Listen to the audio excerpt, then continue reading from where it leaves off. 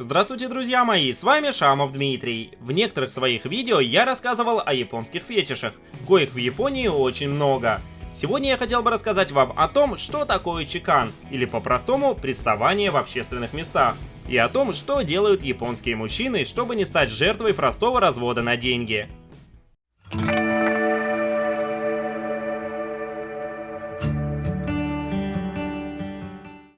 В японском языке есть слово чикан, которое дословно можно перевести как «развратник». Этот термин подразумевает под собой сексуальное домогательство, когда кто-то намеренно трогает другого человека в общественном месте.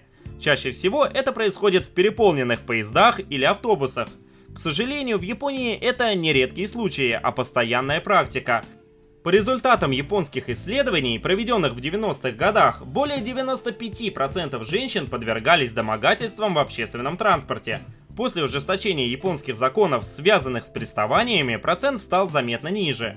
По опросам на 2015 год, около 45% женщин подвергались приставаниям. Однако все мои знакомые японки говорят о том, что были случаи, когда их лапали в поезде, но из-за большого количества людей в вагоне было сложно понять, кто именно. Уверен, что и в других странах, в том числе и в России, есть такие же случаи. Но в Японии чикан является действительно большой проблемой.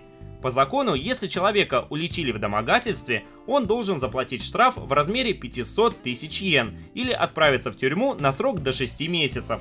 Также человека, скорее всего, уволят с работы, а новую найти будет невозможно. Поймать преступника помогают свидетели, камеры, установленные в поезде, а также показания самой потерпевшей. С виду все выглядит хорошо, однако некоторые девушки специально говорят, что до них домогались только для того, чтобы выбить денег из мужчины или просто для того, чтобы испортить кому-то жизнь. Каждый год можно встретить десятки историй о том, как девушка прижималась к мужчине и говорила ему, чтобы ей заплатили определенную сумму, иначе она начнет кричать, что ее домогаются. К сожалению, по статистике закон почти всегда на стороне потерпевшей, поэтому почти все японские мужчины предпочитают держать обе руки на поручнях, когда едут в переполненном поезде, чтобы отсечь даже малейшую возможность быть оговоренными в приставаниях. Если вы будете в Японии в час пик, то можете сами обратить на это внимание, да и в целом советую быть с этим аккуратнее. Также в Японии в час пик на переполненных ветках метро есть специальные вагоны, предназначенные только для женщин.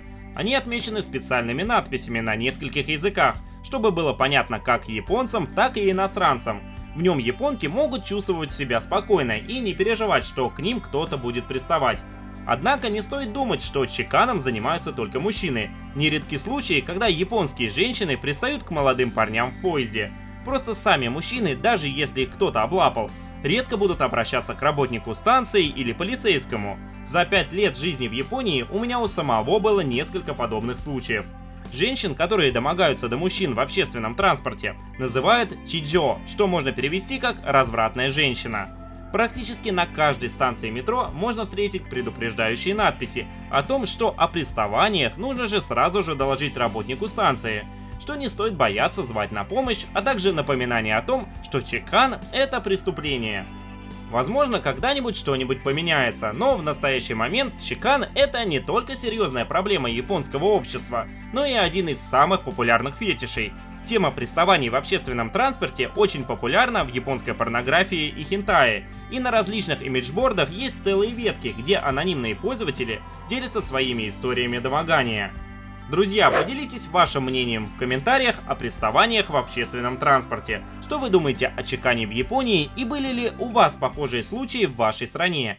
Если вы еще не подписаны на мой канал, то обязательно подписывайтесь. Впереди еще много всего интересного. Не забывайте смотреть другие ролики по теме, которые я добавил в описании под видео. Оставляйте комментарии, ставьте лайки и рассказывайте о канале друзьям.